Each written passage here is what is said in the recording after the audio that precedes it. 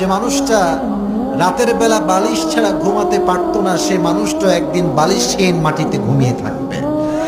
যে মেয়েটা অলওয়েজ শাড়ি, গহনা, লিপস্টিক, মেকআপ, সুটেড বুটেড হয়ে ঘুরতো, অলওয়েজ শাড়ি গহনা চুরি করে ঘুরতো, সে যুবতী মেয়েটাও একদিন কবরের মাটিতে স্যাঁতস্যাঁতে কাদা মাটিতে শুয়ে থাকবে। ঠিক কিনা বলেন যুবকেরা?